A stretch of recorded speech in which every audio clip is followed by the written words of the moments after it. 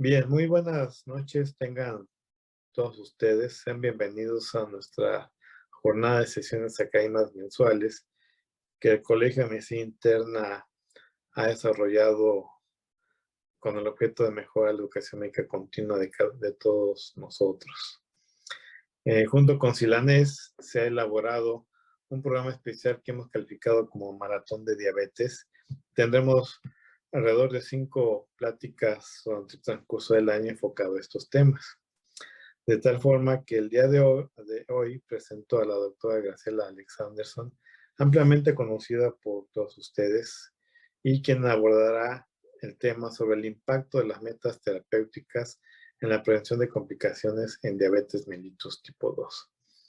Como es de su conocimiento, en el ámbito de la salud pública, la diabetes mellitus es la enfermedad más costosa que tiene las instituciones en nuestro país por todas las complicaciones que se desarrollan a largo plazo, hablando de nefropatía diabética, insuficiencia renal crónica, daño micro y macrovascular con la presencia de amputaciones, cardiopatía isquémica, enfermedad vascular cerebral.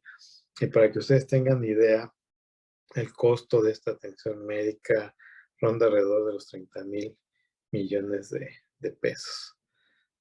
Esto implica que hacia 2050 esta enfermedad y sus complicaciones, o la atención de sus complicaciones, ronde alrededor de 50,000 millones de pesos, sin aún referirles el número de años de vida saludable que perdemos por este tipo de patología en la sociedad.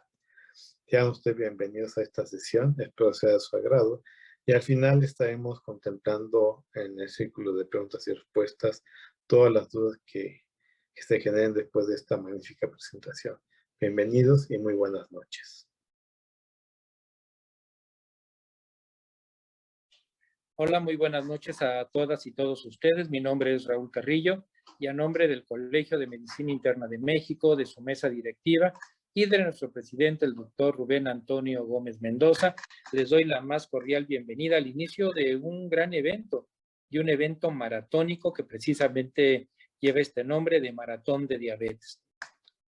El Colegio de Medicina Interna de México eligió este tema para hacer un maratón, por lo que ustedes bien saben.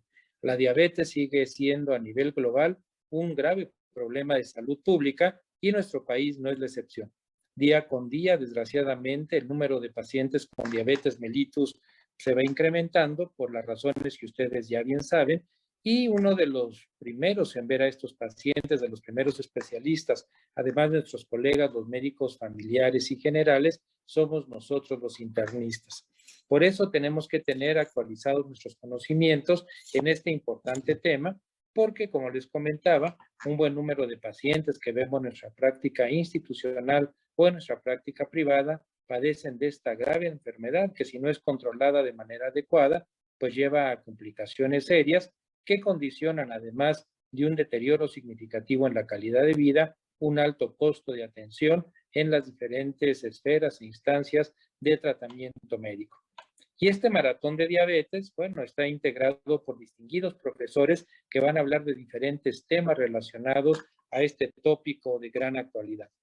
En el grupo de profesores contamos con la doctora Graciela Alexanderson Rosas, el doctor Hugo Laviada, el doctor Alfredo Servín, el doctor Manuel Duarte y la doctora Cristina García, todas y todos ellos expertos en esta grave enfermedad. Por lo tanto, vamos a aprender mucho en este maratón de diabetes, que se ha fraccionado en diferentes meses para que sea más fácil la consulta por todas y por todos ustedes.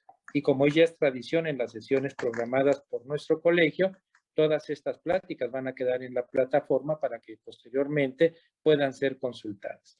Así que el día de hoy iniciamos con este importante maratón de diabetes. Y para iniciar con este evento académico, tenemos como profesora invitada el día de hoy a la doctora Graciela Alexanderson Rosas. La doctora Alexanderson Rosas es internista, es diabetóloga, ella está recertificada por el Consejo de Medicina Interna, además es miembro del American College of Physicians. Es profesora en diferentes escenarios y también es parte de la Federación, parte integral de la Federación Mexicana de Diabetes. y cuenta en su currículum con una buena cantidad de distinciones y un buen número también de publicaciones. Y para iniciar nuestro maratón de diabetes, el día de hoy se va a tratar el tema del impacto de las metas terapéuticas en la prevención de las complicaciones de la diabetes mellitus tipo 2. Es bien conocido por todas y todos nosotros que tenemos que ajustarnos a lograr las metas objetivo, claro, dentro de un marco de una medicina personalizada y adecuada a las necesidades y características de cada paciente en particular. Por lo tanto, bajo este conocimiento, poder reforzar este tratamiento dirigido por objetivos es fundamental precisamente por lo que vamos a tratar el día de hoy en la sesión que va a impartir amablemente la doctora Alexanderson Rosas, que son estas metas terapéuticas y los ajustes para evitar las complicaciones. Así que sin más, los dejo con la doctora Alexanderson Rosas el día de hoy, que va a ser la primera presentación, va a ser nuestra primera profesora invitada en este maratón de diabetes mellitus. A nombre del Colegio de Medicina Interna de México, le agradecemos a la doctora Alexanderson el tiempo que va a dedicar a la presentación de este tema y no lo olviden, al final del mismo vamos a tener la sesión de preguntas y comentarios. Los espero en esos momentos para que se conecten y aclaren todas las dudas. Tenemos a una experta en el tema y pueda ella aclarar, como les comentaba, las dudas en relación a este importante tema. Y sin más, los dejo con la doctora Alexanderson Rosas. Buenas noches. Hola, ¿qué tal, queridos colegas? El día de hoy me da mucho gusto saludarlos y nos han invitado a platicar con ustedes sobre un tema muy interesante, muy del día a día que vemos nosotros dentro de nuestra práctica clínica. En esta ocasión vamos a platicar sobre el impacto de las metas terapéuticas en la prevención de complicaciones en el paciente con diabetes tipo 2. Bueno, muchos me conocen, soy especialista en medicina interna, consejero emérito del Consejo Mexicano de Medicina Interna, he escrito algunas publicaciones en revistas, en artículos, en libros, soy profesor como muchos de ustedes de pregrado y posgrado, y el día de hoy este es mi conflicto de interés. Vamos a entrar en materia.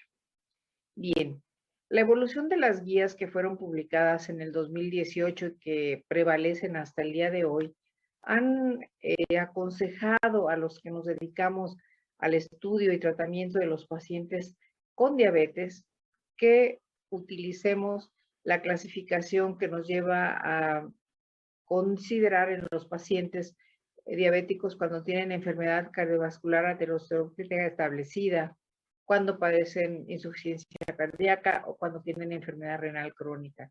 Y por otro lado, nos hacen mucho hincapié cuando existe riesgo de que los pacientes tengan hipoglucemia o tengamos que promover la pérdida de peso o tengamos que considerar el costo de los medicamentos, las opciones terapéuticas que son muy variadas. En cada uno de ellos vean ustedes cómo, a pesar de las indicaciones iniciales que se dan, aparecen todavía las sulfonilureas incluidas dentro de la terapéutica. La Asociación Americana de Endocrinólogos Clínicos también considera la distribución de la terapéutica, considerando obviamente estas características que acabamos de mencionar, y también dentro de ellos aparecen aún las sulfonilureas. Entonces, la primera pregunta que nos tenemos que hacer es, ¿por qué las sulfonilureas siguen siendo una opción muy importante en el tratamiento de la diabetes tipo 2? Sabemos que molecularmente la estructura de las sulfonilureas es diferente entre cada una de ellas. Hoy por hoy, en México, tenemos una gama de sulfonilureas muy amplia. Digamos que las que más se emplean en la práctica clínica, por ser seguras o considerarse más seguras, es la glimepirida, la glicazida y la glipizida.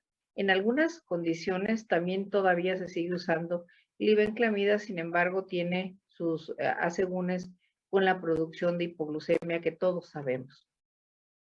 También se ha podido evaluar en las sulfonilureas esos efectos que tienen en los receptores SUR en tejidos extrapancreáticos y, por ejemplo, glimebrida se considera que es una sulfonilurea que no tiene tantos efectos extrapancreáticos, sino es muy, muy segura porque sus efectos fundamentalmente son a nivel de la célula beta de páncreas. Otras de las circunstancias que han hecho elegibles aún a las sulfonilureas, los denominados efectos pleiotrópicos. ¿Cuáles son estos? Que seguramente todo el mundo los conocemos. Bueno, inhibe la tasa metabólica de depuración de insulina, tiene inhibición de la secreción de glucagón por las células alfa pancreáticas. Esta parte muy importante, el de precondicionamiento isquémico, que sabemos que glimepirida induce preacondicionamiento isquémico, suprimiendo taquicardia supraventricular, reduciendo tensión arterial, tiene reducción de los productos radicales libres, o sea, tiene efectos antioxidantes importantes. Sabemos que glimepirida reduce los niveles de sustancias BGF y FGF que condicionan angiogénesis y obviamente también sabemos que mejora la salud vascular. Las glimepirida como sulfonía urea de nueva generación, por ejemplo, versus glibenclamida, sabemos que se une rápidamente al receptor, pero también se disocia rápido, a diferencia de las sulfonilureas antiguas, y eso le confiere una seguridad de que vamos a tener menos efectos hipoglucémicos, al igual que glicacida en su utilización. Una de las cosas que se ha estudiado muchísimo en la actualidad es la seguridad cardiovascular que ofrecen las drogas que se utilizan para el tratamiento de la diabetes tipo 2. Y bueno, la sulfonilurea, sobre todo glimepirida, sabemos que tiene un preacondicionamiento isquémico en los pacientes que ya tienen afección coronaria y esto favorece que obviamente durante breves episodios de isquemia miocárdica leve exista menos efecto deleterio a nivel de corazón. Las sustancias que inhiben esta acción pueden ser dañinas para el miocardio isquémico, entonces este preacondicionamiento isquémico que confiere la glimepirida es obviamente beneficioso para los pacientes que tienen esta enfermedad. Hay otras sulfonilureas que son no selectivas y obviamente cuando hay esta acción en un miocardio isquémico y no existe un preacondicionamiento cardíaco, vamos a tener un efecto deleterio a nivel de corazón. Hay muchas publicaciones, seguramente ustedes las han leído mucho en cuanto al efecto de las sulfonilureas y el preacondicionamiento isquémico. Por ejemplo, este estudio evaluó el efecto de glimepirida versus glibenclamida, que es una sulfonilurea que usamos durante muchísimo tiempo en el preacondicionamiento isquémico y obviamente ahí se condujo al paciente o a los pacientes a este tipo de afección isquémica y se vio, por ejemplo, como resultados finales de estos estudios, que glibenclamida suprime el efecto cardioprotector por inhibición de la apertura de los canales de potasio ATPasa en los cardiomiocitos. Glimepirida se une a diferentes receptores específicos del páncreas y no va a entorpecer el precondicionamiento isquémico. Otros efectos buenos que se vieron, pues que tienen un efecto neutral en el peso, porque nos queda la idea de que las sulfonilureas todas incrementaban el peso corporal en forma muy importante y no es así. Entonces, hay muchos ejemplos. Por ejemplo, evaluar la eficacia versus placebo. Todas las sulfonilureas son eficaces. Medida la eficacia en disminución de la hemoglobina glicada. El impacto que tienen diferente es que unas pueden condicionar hipoglucemia en forma más importante y otras se consideran más seguras. Ya hemos hablado de glimepirida, glicacida y glipicida, consideradas como las sulfonilureas con mayor seguridad por su poco o prácticamente no presencia de crisis de hipoglucemia. Se ha estudiado también los riesgos de mortalidad en diabéticos tratados con sulfonilurea. Yo creo que todos hemos leído este estudio y aquí vean ustedes cómo sale muy bien librada glimepirida y glicacida como efectos buenos con riesgo bajo en relación al grupo de referencia para la mortalidad en pacientes diabéticos tratados con este tipo de drogas y obviamente esta mortalidad referida con mortalidad cardiovascular.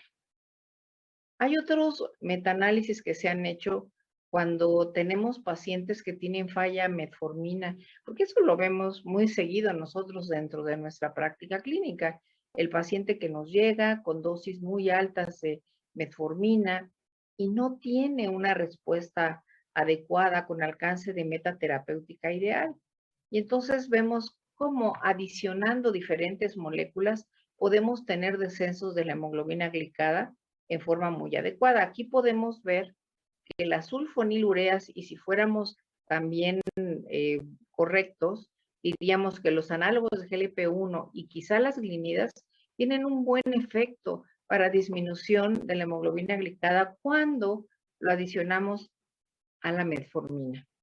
Debemos de decirles en forma muy veraz que en la actualidad se considera mundialmente que iniciar con terapia de combinación es muy importante porque incidimos en varios mecanismos fisiopatológicos y condicionamos obviamente en el paciente un alcance de meta terapéutica muy adecuado.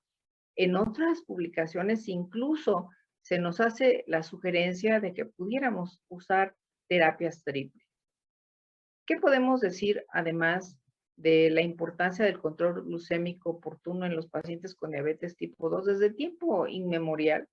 En 1998, que fue publicado en el 2000, tuvimos la presentación del estudio KPDS y ese nos dio mucha luz acerca de qué ocurría si nosotros disminuíamos la hemoglobina glicada.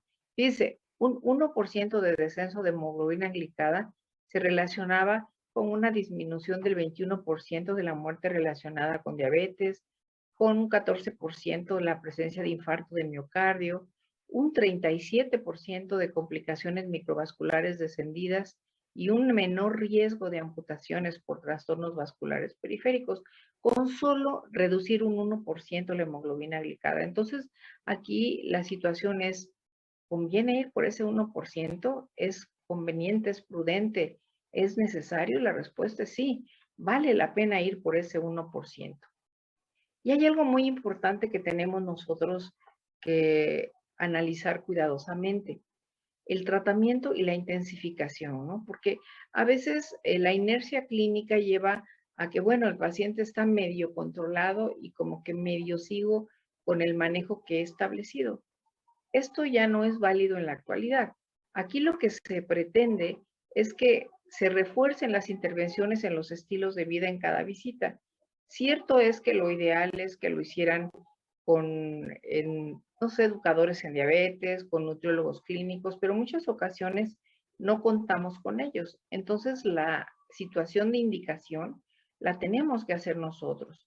Se recomienda por la Asociación Americana de Diabetes desde el 2009 que en la medida de lo posible examinemos la hemoglobina glicada cada 3 meses hasta que lleguemos a la meta de 7%, lo más cerca posible al rango no diabético, y luego al menos cada 6 meses. Esto a veces en la práctica clínica en las instituciones públicas resulta difícil porque no se cuenta con el recurso, pero esta es la recomendación ideal porque nos marca que hay que llamarnos la atención si la hemoglobina glicada está mayor al 7%. Y entonces ahí nosotros tenemos obviamente que cambiar las intervenciones en forma expedita, más rápida, lo que va a permitir que el paciente logre la meta terapéutica en forma muy importante. Ya tenemos evidencia desde hace mucho tiempo, creo que ustedes lo saben muy bien, del impacto que tiene la terapia intensiva en el paciente con diabetes. Se estudiaron en el UKPDS, en el SST, en el estudio EDIT y más recientemente en el estudio ACOR, en el Advance y en el estudio Veteranos, que si nosotros controlamos bien a los pacientes, tenemos un descenso importante de la mortalidad microvascular. Pero también existe evidencia, por ejemplo, en el estudio KPDS seguido a largo tiempo, que podemos disminuir la mortalidad cardiovascular en general. O sea, sí vale la pena el seguir a los pacientes en metas adecuadas para que los pacientes tengan un mejor o mejores desenlaces cardiovasculares. Las propiedades de los agentes reductores de glucosa son diferentes. Y aquí les llamo la atención hablando de las sulfonilureas. Hay muchas, ¿no? Pero les vuelvo a repetir, preferimos glimepirida, glicacida y glipicida. tienen efectos muy importantes y lo que podemos nosotros hablar sobre estas moléculas es su seguridad en cuanto a menos desarrollo de hipoglucemia, no que no exista, pero existe menos, y obviamente al descenso importante de la mortalidad cardiovascular. Hay que recordar que en el estudio KPDS, que es el estudio más grande que se ha hecho en cuanto a seguimiento de diabetes y probablemente irrepetible, las moléculas que se usaron en esas terapéuticas fueron justamente las sulfonilureas y las biguanidas. ¿Qué otra cosa podemos destacar de la glimepirida? Ya muy dirigidamente hablar sobre ella. Fíjese, glimepirida produce una reducción significativa de la glucemia de ayuno, pero también de la postprandial. Y esto es muy importante, ya evidenciado en este estudio, por ejemplo, en donde la glucemia plasmática de ayuno fue correspondida también con descenso de la glucemia del postprandio. Esto es muy importante porque esa glucemia del postprandio es la que más está relacionada con la producción de enfermedad cardiovascular. Y obviamente el tener esos descensos nos da mayor seguridad de que los pacientes van a estar con una mejor evolución. Vean ustedes la reducción de la glucemia comparada de distintos agentes hipoglucemiantes orales y podemos incluso analizar cuidadosamente cómo, vean ustedes, aquí las sulfonilureas tienen un mayor descenso de hemoglobina glicada, lo cual la hace elegible cuando tenemos hemoglobinas glicadas altas. ¿Cuáles, en resumen, las potencias que se pueden identificar con estos diferentes hipoglucemiantes orales? Bueno, pues aquí tenemos, vean ustedes, aquí aparecen obviamente las sulfonilureas de 1 a 2% y quizá seguidas en forma muy importante por el uso de el ejercicio físico y también el uso de la metformina. ¿Qué podemos platicar de la hipoglucemia y sulfonilureas en relación al tratamiento con la diabetes tipo 2? Dice que esto es un concepto muy interesante porque más que evitar utilizar un medicamento que ha resultado ser útil para el tratamiento de la diabetes tipo 2 durante muchísimo tiempo, más de 60 años, lo que debemos de hacer, según se recomienda en las guías de la Asociación Americana de Diabetes y del Grupo Europeo para el Estudio de Diabetes, es que se debe educar al paciente y al médico, por supuesto, de hacer conciencia de los efectos adversos que pueden tener algunas drogas, no nada más las sulfonilureas, cualquiera.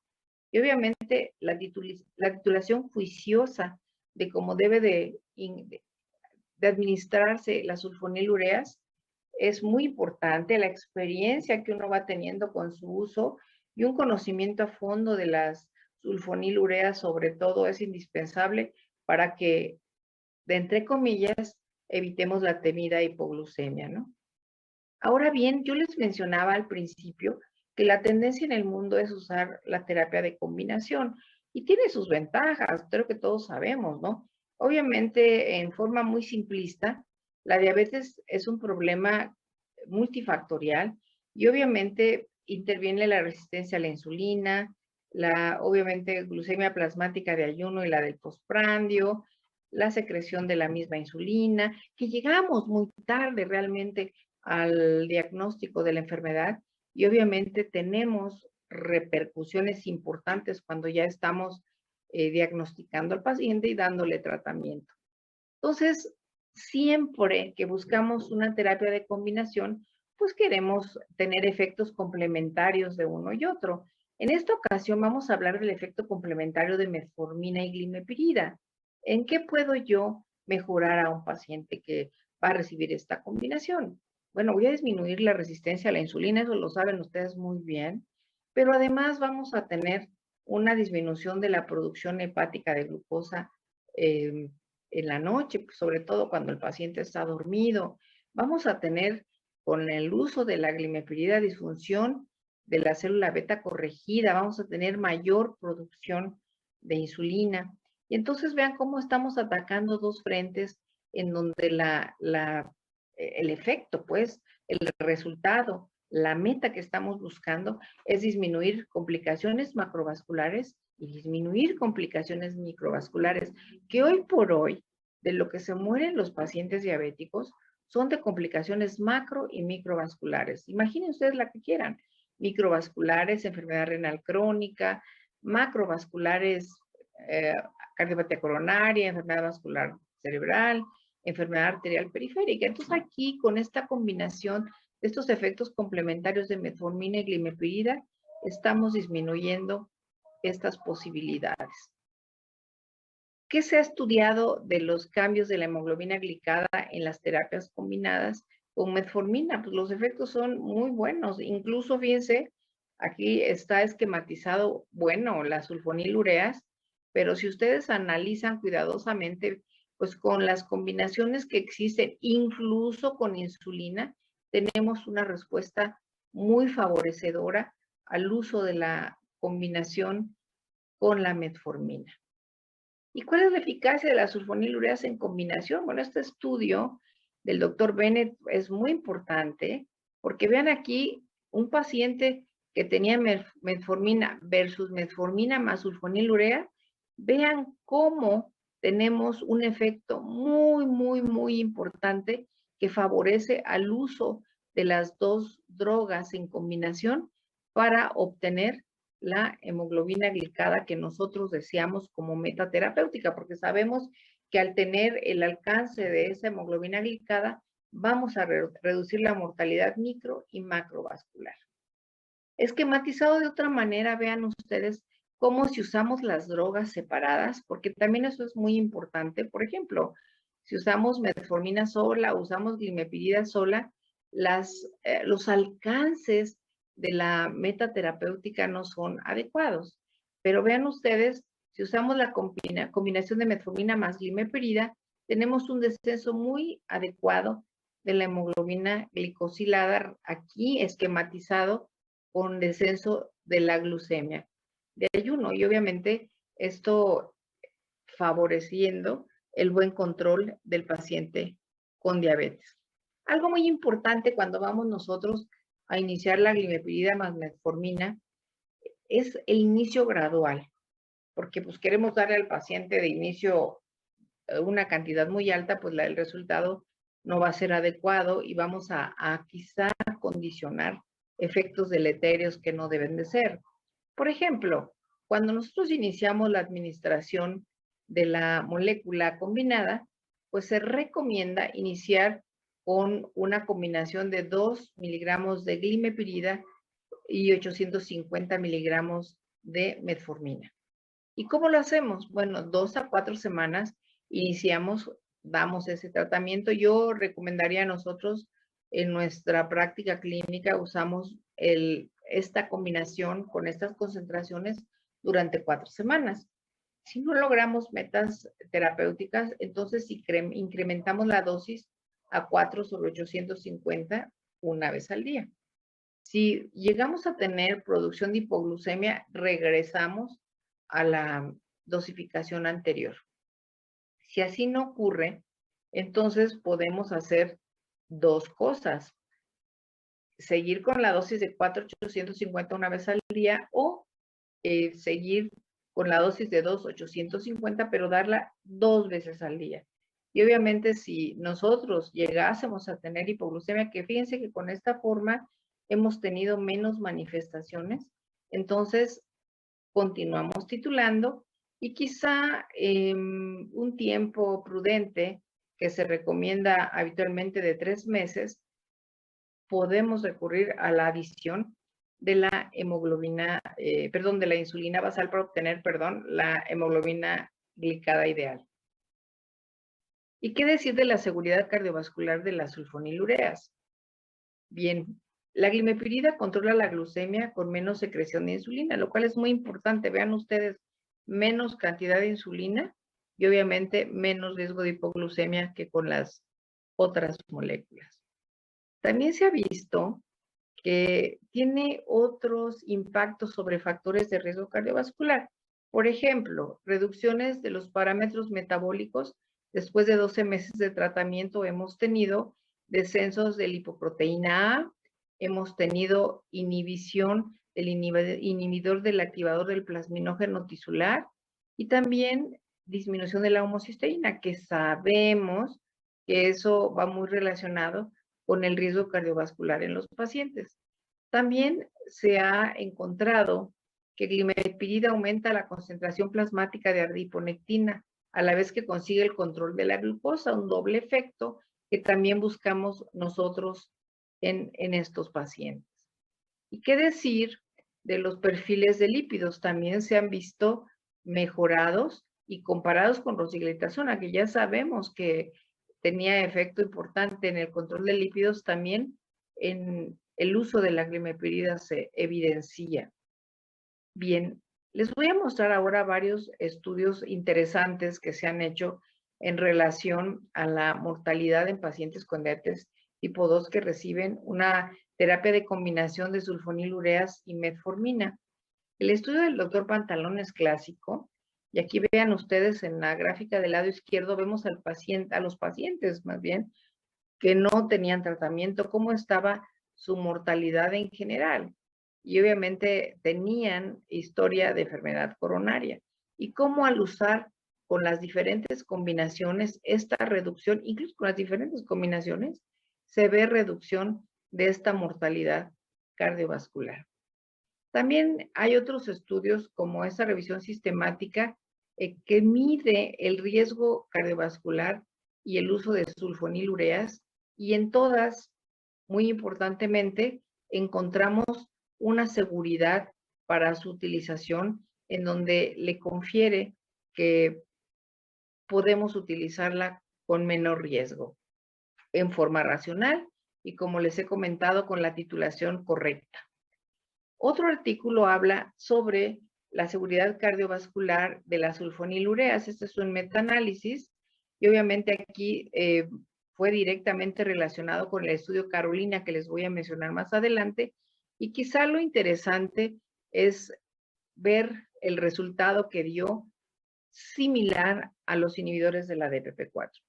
Los efectos también en los perfiles de lípidos han sido analizados con las sulfonilureas y se tiene obviamente un buen perfil de lípidos conseguido con su uso, comparado obviamente con inhibidores de la DPP4, con las tiazolidinedionas, con la carbosa, y obviamente es similar la respuesta.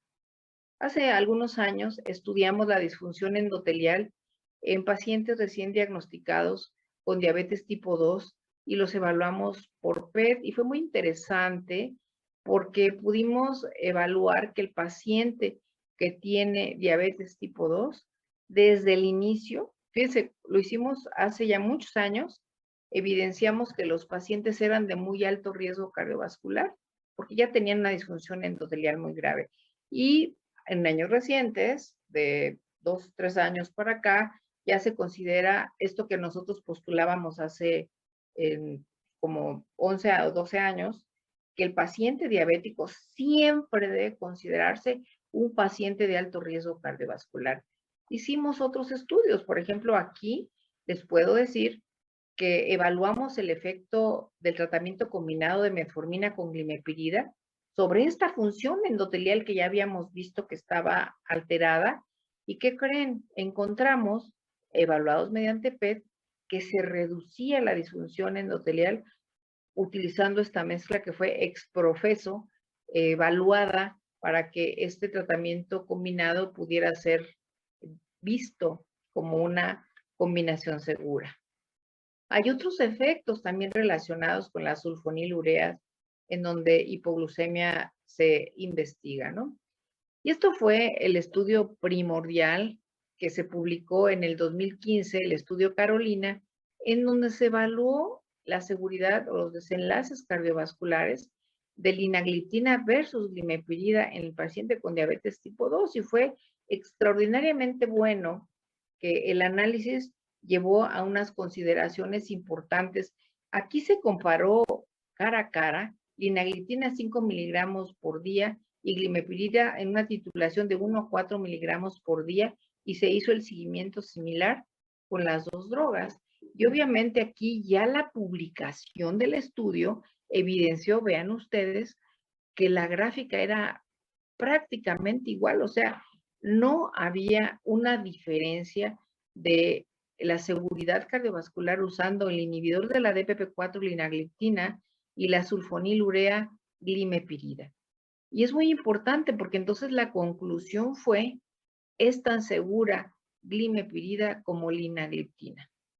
Y es algo muy importante. Y obviamente ahí se evaluó los efectos cardiovasculares mayores, los MACE, como muerte cardiovascular, infarto no fatal o obviamente stroke, enfermedad vascular cerebral. Y obviamente el intervalo de confianza fue bastante significativo estadísticamente hablando. Entonces, fíjense el resultado. Es tan segura la glimepirida como el inhibidor de PP4 linagliptina. Podemos decir finalmente que no se ha demostrado que las sulfonilureas aumenten el riesgo cardiovascular. Ojo, evaluados de forma importantemente tituladas en forma racional y como debe de ser. Los resultados que indican que las sulfonilureas producen agotamiento de las células beta son muy inconsistentes. Las sulfonilureas siguen siendo una muy buena herramienta para alcanzar las metas de control. Obviamente que ya lo sabemos, pero obviamente también debemos de hacerlo en forma de titulación como lo hemos platicado durante la charla de esta noche. Las sulfonilureas entonces son medicamentos potentes en reducir la hemoglobina glicada y vuelvo a insistir, titulables. El uso de sulfonilureas como un segundo medicamento en el tratamiento de la diabetes tipo 2 genera control glucémico y calidad de vida, comparable a otros agentes como vimos en las gráficas de los resultados de los estudios, otros agentes antidiabéticos orales, y lo que sí se considera importante a un costo mucho más bajo que lo que se tiene con otras moléculas que también son muy buenas. De acuerdo con la evidencia, la combinación de metformina y sulfonilurea llevó a un tiempo mayor de no dependencia de insulina. No porque la insulina sea mala, ¿no? De ninguna manera, sino todavía tenemos resistencia dentro de un gran grupo de pacientes a no utilizar la terapia inyectable de insulina, por muchas razones que ustedes conocen muy bien.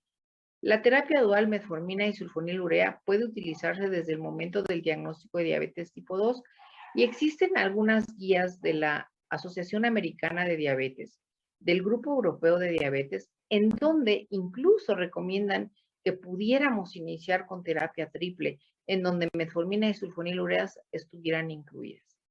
La terapia triple, obviamente, es una opción para intensificar el tratamiento, pero también se puede usar desde el principio. Nuestra experiencia es que iniciamos con terapia dual desde el momento del diagnóstico y vamos titulando y vamos agregando, y obviamente si no conseguimos las metas terapéuticas, pasamos a la terapia triple para intensificar el tratamiento. Las sulfonilureas han mostrado ser eficaces para la reducción de la hemoglobina glicada, como vimos en los trabajos presentados. Y obviamente el tratamiento siempre los tenemos que individualizar, porque pueden haber 100 pacientes diabéticos, pero cada uno es diferente a otro. Y obviamente la forma en que se tratan debe de ser diferente. Ojo, deben usarse con cautela en pacientes con riesgo alto de hipoglucemia. El paciente que tiene enfermedad renal crónica, nosotros vemos prácticamente que nos llegan los pacientes, la gran mayoría, en estadio 3B de CADIGO, y obviamente muchos tienen, sobre todo en México, hepatopatías por otras cosas como alcohol, como no alcohólicas, etcétera, y en los adultos mayores. Entonces, en ellos, con cautela para que tengamos un buen resultado. Como verán ustedes, este viaje que hemos hecho recordando que podemos y debemos considerar a la combinación de metformina con la sulfonilurea glimepirida dentro del tratamiento del paciente con diabetes tipo 2 y obviamente la intensificación adecuada del tratamiento en etapa temprana pudiera ser la diferencia en que el paciente no desarrolle una mortalidad micro y macrovascular en forma importante. Muchísimas gracias por su atención.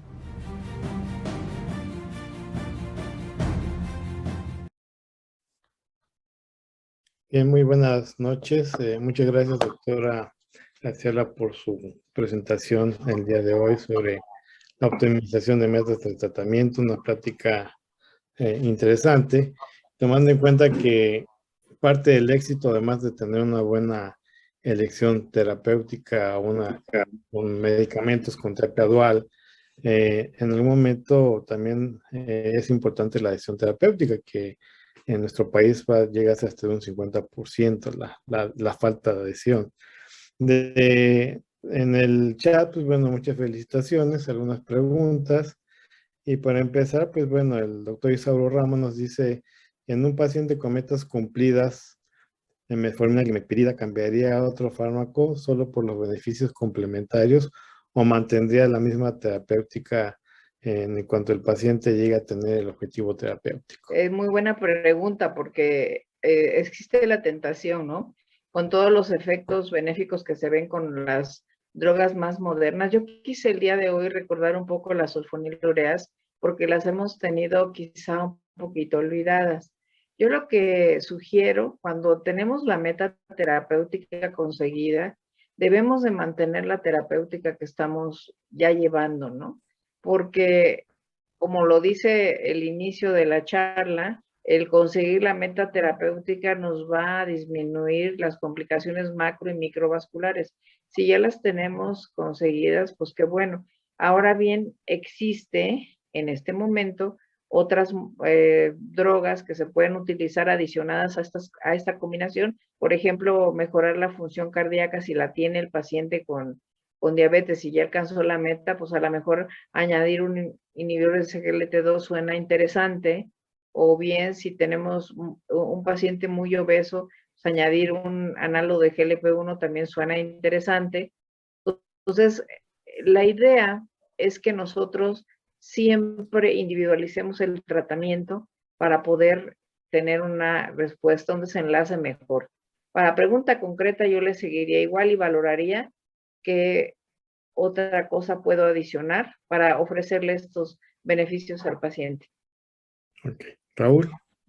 Gracias, Rubén. Buenas noches, Rubén. Doctora Alexanderson, una excelente Hola, charla. Raúl. Buenas noches.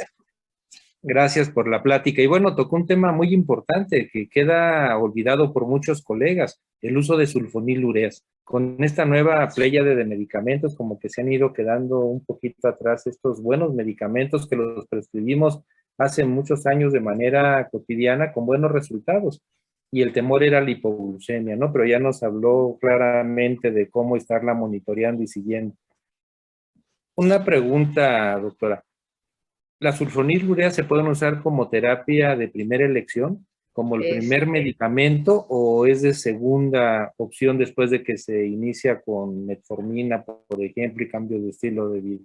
Sí, en las guías americanas, de la Asociación Americana de Diabetes y del Grupo Europeo, se usan de segunda, porque ahí como que se clasifican la diabetes en cuanto al riesgo que tiene el paciente. Si un paciente tiene enfermedad cardiovascular arteriosclerótica establecida, o tiene insuficiencia cardíaca, o tiene insuficiencia renal, entonces se va indicando agonistas de GLP-1 o GLT2, y en segundo plano, si el control no es adecuado, entonces sulfonilureas. Igual, en el otro extremo de la clasificación vienen los pacientes que tienen riesgo de hipoglucemia muy importante, entonces ahí también se usan de segunda intención. En los que son muy obesos también se usan en segunda indicación, y en donde se recomienda utilizarlas de primera intención en combinación es cuando el costo está impactando al paciente y no puede tener una adecuada adquisición de otras moléculas. Ahí sí es la primera indicación. Ahora, en la experiencia en México, y ustedes lo recordarán, los pacientes que nos llegan a la consulta vienen de dos formas, y eso no lo podemos ignorar. La primera forma es que nos llegan con la pura metformina en cantidad estratosférica, sin que nos acordemos que para que un fármaco para diabetes funcione, con la mitad de la dosis máxima debes de tener respuesta. Si no, aunque le pongas 10 kilos de metformina, pues el paciente no va a funcionar. su control. Y la otra parte es ¿qué voy a adicionar? O sea, ¿qué es lo que le voy a dar? ¿Qué es lo que realmente le va a ayudar al paciente para que tenga un buen control, ¿no? Y esa es una parte. La otra característica de los pacientes son que nos llegan justamente con la combinación de sulfonilureas metformina, porque es lo que tienen más acceso, ¿no? Y también ahí jugamos el mismo papel, ¿qué le voy a adicionar? Entonces, en las dos circunstancias tenemos que hacer una individualización muy adecuada, porque si estas dos realidades están presentes en nuestro día a día de la práctica clínica, pues estamos teniendo la oportunidad de poder adicionar cualquier fármaco dependiendo de las características del paciente, pienso yo. Muy bien, gracias, doctora. Rubén. Y bien, comentarles que tenemos 650 colegiados conectados, es muy importante. Esto habla de la interés y magnitud de la charla. Y precisamente comentar que, pues bueno, que en nuestro país pues, una buena parte de los pacientes tienen el gasto de bolsillo.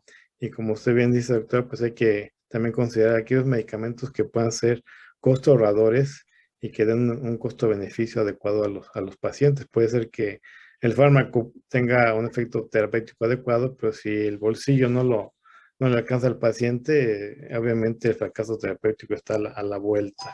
Dentro de las preguntas también nos refieren si hay algún demostrar un beneficio utilizando la terapia de glimepirida con el uso de SGLT2. Eso es muy interesante también la pregunta. El inhibidor de SGLT2 tiene un mecanismo de acción muy diferente a lo que es las sulfonilureas, tanto glimepirida, glicazida o glipizida, cualquiera de las tres, que yo quise recordar en la charla de hoy, porque hemos hablado mucho de otras moléculas en las charlas que yo he tenido en el colegio el año pasado, el año antepasado, durante la pandemia. Nos enfocamos mucho a las nuevas, pero hoy quise tocar esta parte porque lo usamos con mucha frecuencia, ¿no? Entonces, yo creo que todavía podemos echar mano de ellas. Lo has dicho muy bien, ¿cuántos pacientes no tienen ese impacto en el bolsillo, no? Porque se nos olvida que el paciente diabético, siendo de alto riesgo, pues requiere hipolipemiantes, a lo mejor antiagregantes plaquetarios si ya tuvo un evento cardiovascular, va a hacer terapia de atención secundaria, etcétera. Entonces buscamos esa parte para poderlos ayudar, ¿no? Por eso elegí el día de hoy hablar de esto. Sin embargo, que nos tenemos que llevar a casa de información, y quiero aquí sí hacer una observación, es que conseguir la meta terapéutica de 7.0 es muy adecuado, ¿no? Aunque los endocrinólogos clínicos nos piden 7.0 es adecuado, y si el paciente es adulto mayor, podemos ser un poco más elásticos. Entonces yo creo que si tenemos en mente esa parte cuando estemos dando la terapéutica que queremos dar, pues yo creo que decimos, con esto consigo un descenso de un 1 o 2% con un inhibidor de la DPP4.9. Entonces, si tengo 9, pues yo no voy a alcanzar a tener 7.0, ¿no? Jugar un poco con los números. Si tengo a la mano y puedo un agonista de los receptores GLP-1 que sé que me va a bajar entre 1 y un 2%, o sea, a lo mejor puedo elegir ese tratamiento y el paciente lo puede sostener. Entonces yo creo que ese es el mensaje, ¿no?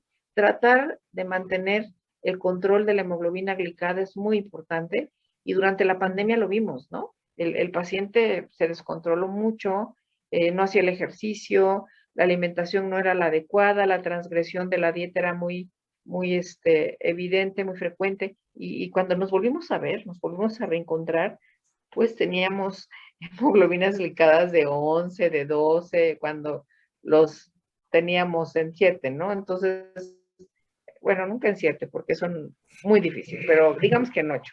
Entonces, sí, sí fue interesante este tiempo. Bien, Raúl. Gracias, Rubén. Una pregunta también, doctor Alexanderson, del doctor José Manuel Hernández. ¿cuál sería el paciente ideal para el uso de limepiride o de una sulfonilurea?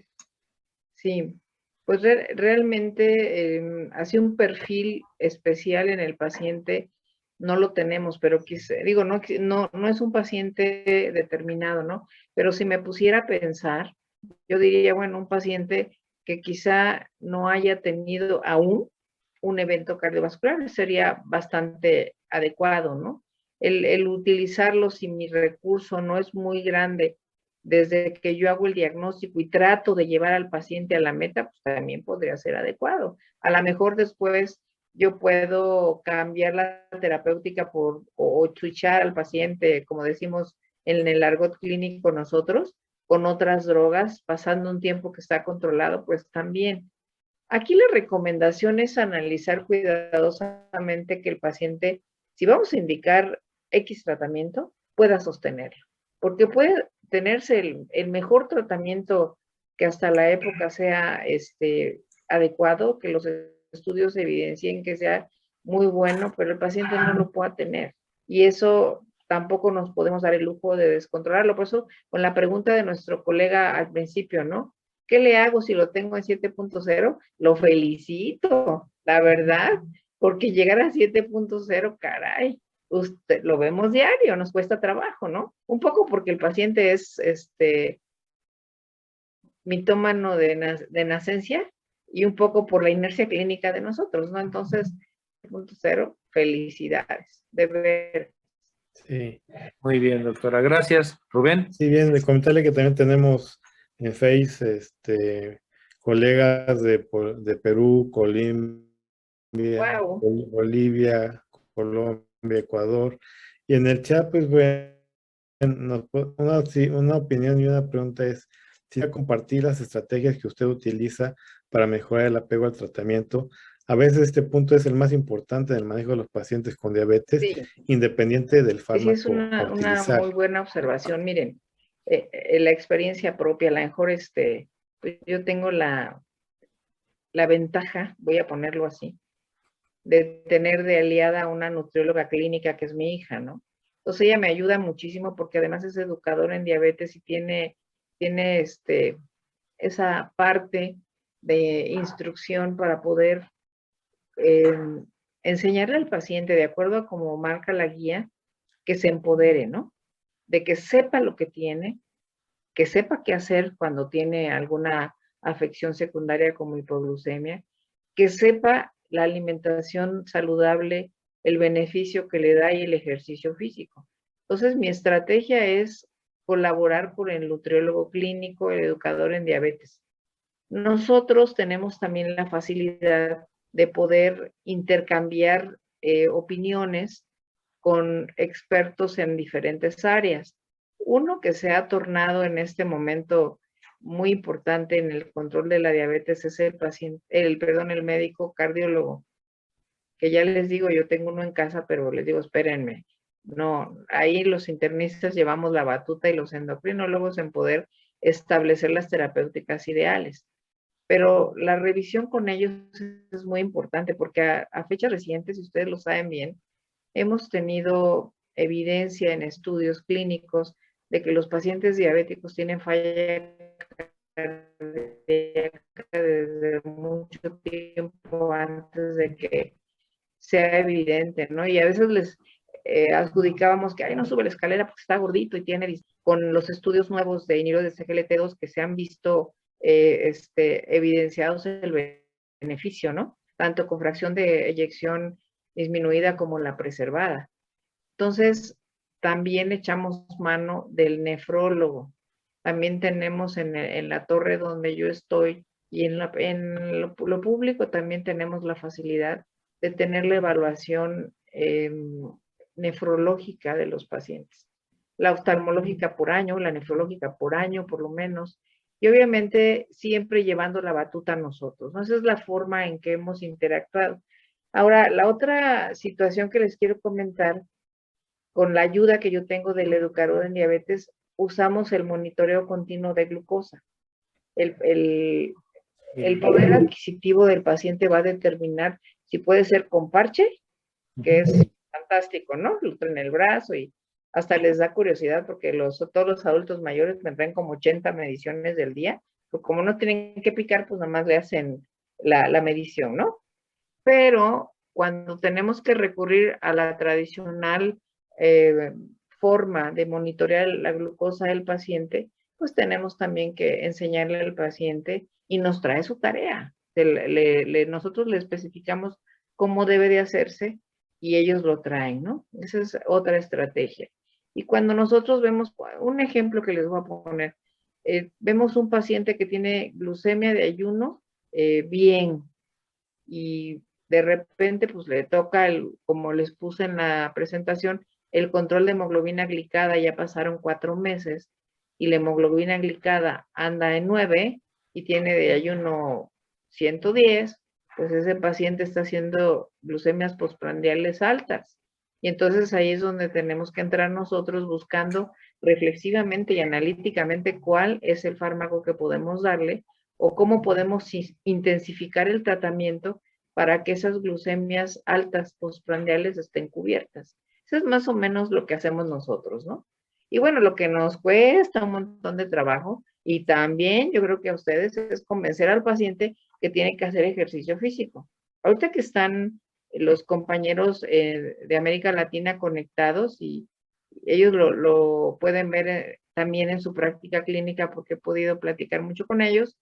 Los pacientes, sobre todo las damas ya de edad, nos ponen muchos pretextos. No, yo llevo a los niños a la escuela y camino mucho y voy al mercado y hago las compras y en la casa yo hago el que hace. No, tienen que entender dentro de esa fase de empoderamiento que el ejercicio físico tiene que ser por lo menos una caminata de 45 minutos diarios, 5 veces a la semana, a ritmo continuo y dedicado exclusivamente a eso. Y eso en la pandemia nos costó mucho trabajo, porque los pacientes, y lo entiendo, que hasta nosotros no queríamos salir, pues los pacientes menos, ¿no? Entonces era algo difícil. Yo creo que más o menos eso es como le hacemos nosotros. Raúl. Gracias, Rubén. Una pregunta del doctor Edwin Martínez. Él dice, es un hecho no usar glibenclamida. Y pregunta, llega un paciente con terapia dual, metformina y glibenclamida y está en 7 de hemoglobina glicada. ¿Debo cambiar a glimepirida?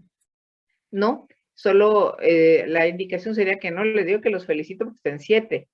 Aquí lo que tendríamos que buscar es que el paciente, darle todos los datos de alarma de una hipoglucemia, ¿no? Porque tradicionalmente nosotros consideramos la hipoglucemia con la tea de Whipple, ¿no? Está diaforético, lo medimos, le repone la glucosa y está a todo dar.